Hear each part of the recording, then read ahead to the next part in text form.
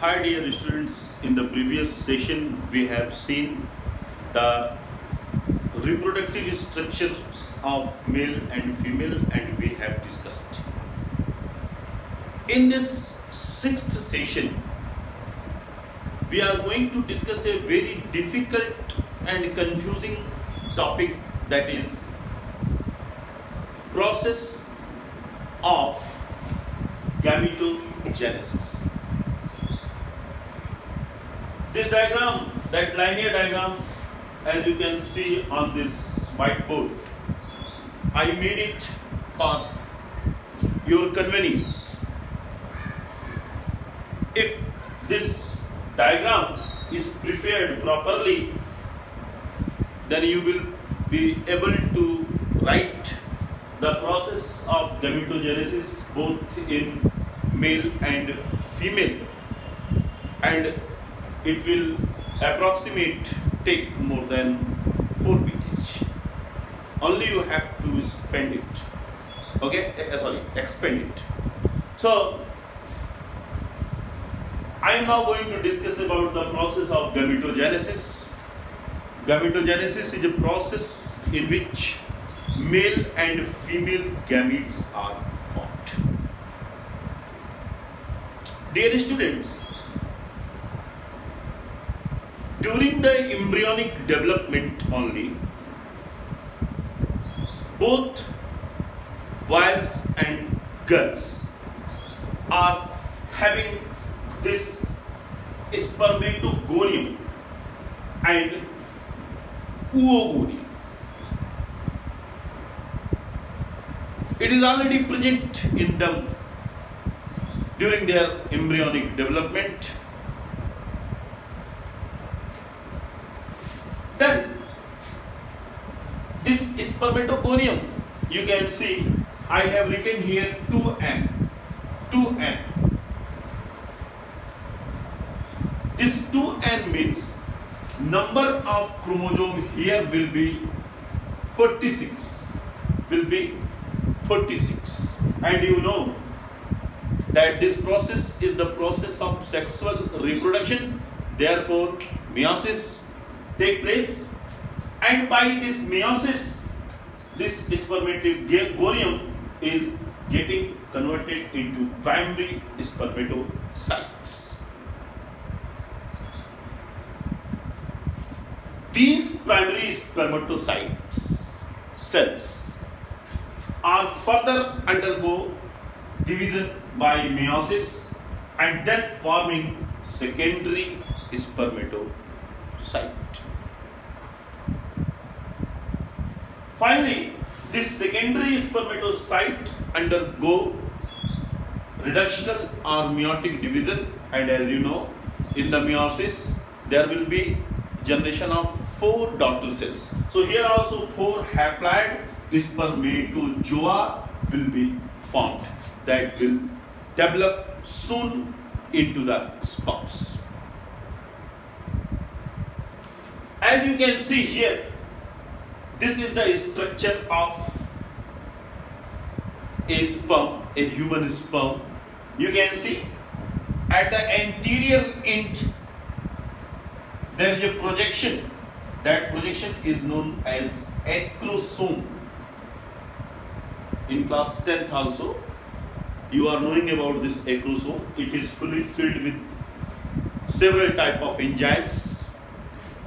And you can see just below it, there will be a head consisting nucleus. And here, you can see this portion.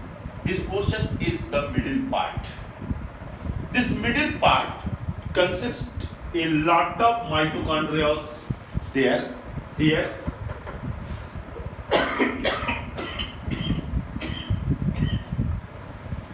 Mitochondria will be there.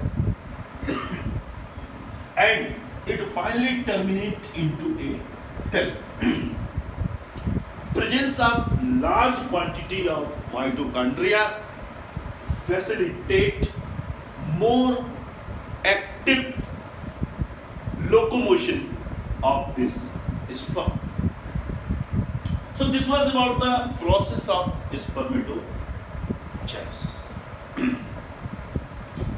Leave this portion. I will discuss this portion after discussing this oogenesis. Now the second process that is taking place in females is the process of oogenesis. As I told you, during the embryonic development, a fetus always consists this, a female fetus is always consisting this oogonium. No any type of oogonium formation will be there after taking birth. It is already present, and when it is present, it will be always in the state of diploid. It means again 46. Again 46 chromosomes will be there. Then this oogonia undergo meiosis and forming primary oocyte cell. Primary oocyte cell. Now this primary oocyte cell formed. Now you see primary, secondary and tertiary follicles. So always take care about this word. Oocyte I am talking about, and they are the follicles.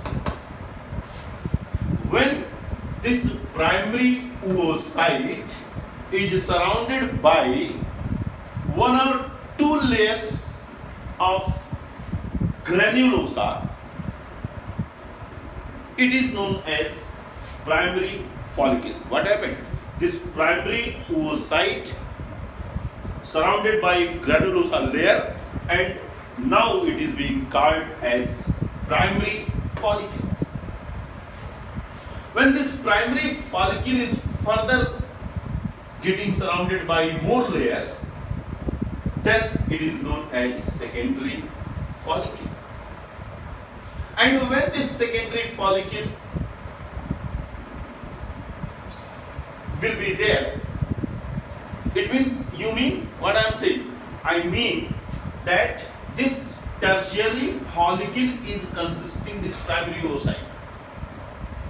Tertiary follicle is consisting primary oocyte. Primary oocyte was surrounded by some layers, then changed into primary follicle, more layers, then secondary follicle, and then when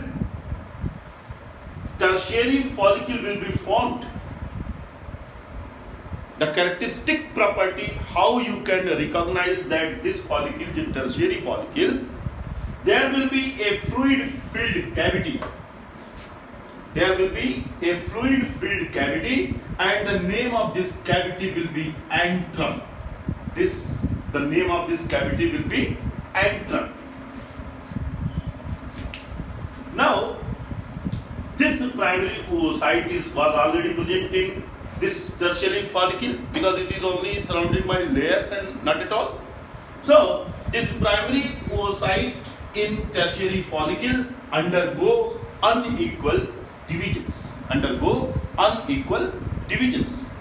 And you see, they all are diploid, no? This is diploid, no? So there will be meiosis, and during the process of meiosis, 4 daughter cells are getting formed, and each are haploid, having n number of chromosomes. Here it was having 2n chromosome. So as 2n chromosome, it means 46 chromosome will be there. And when it came in the stage of spermatozoa, it is getting haploid. So number of chromosome became what? 23. Number of chromosome became what? 23. The same will be there. Here also it will be 2n. It means 46. And here also it will be n. Haploid. So secondary oocyte formed. And this secondary oocyte will be surrounded with this Graafian follicles.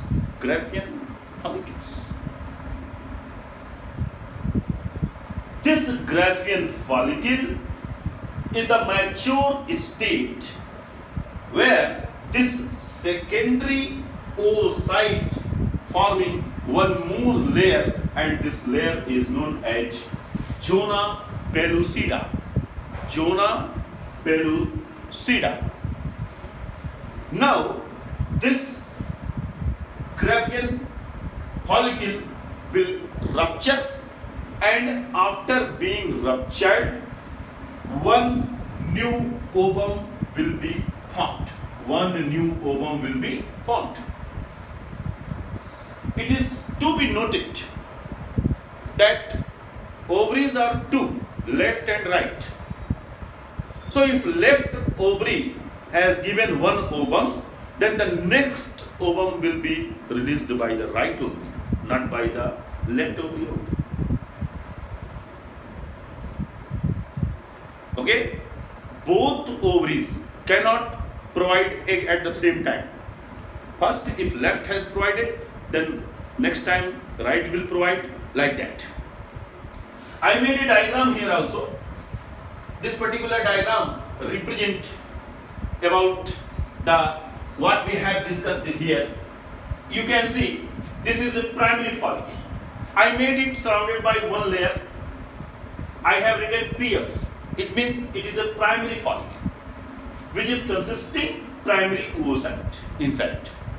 When it is getting surrounded by more layers, then it became secondary follicle. Therefore, I have written SF.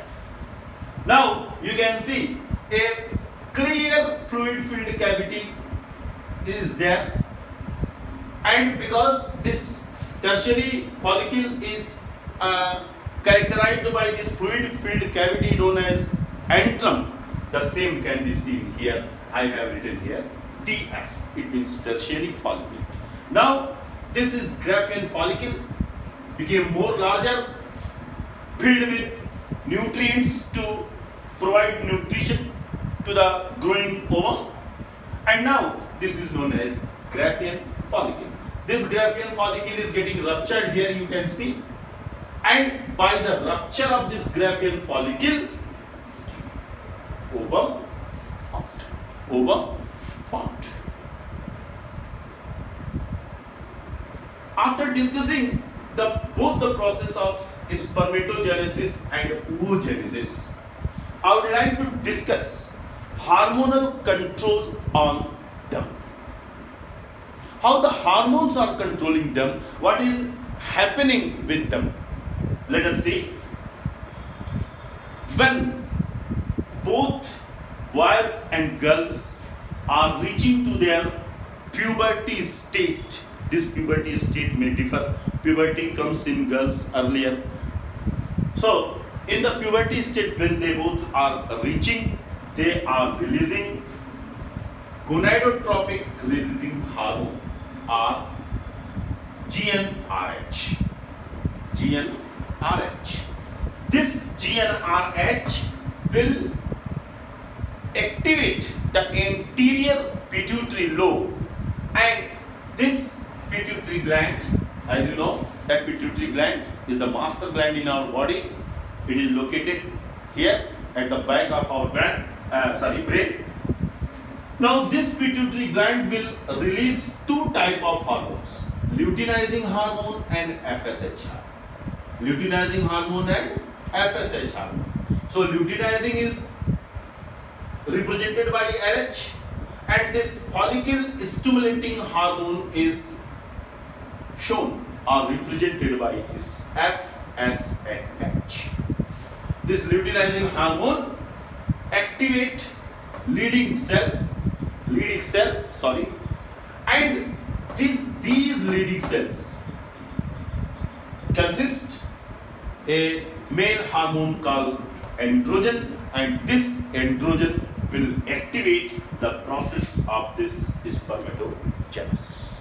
In the same way, these follicle stimulating hormone will release estrogen.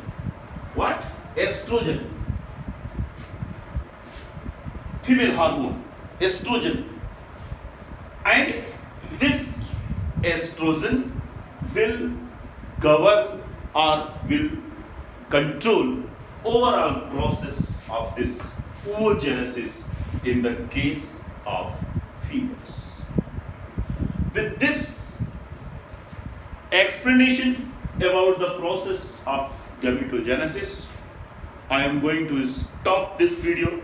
In the next video, I will discuss about the process of menstruation cycle and further development. Till then, thank you for watching video. Thank you very much.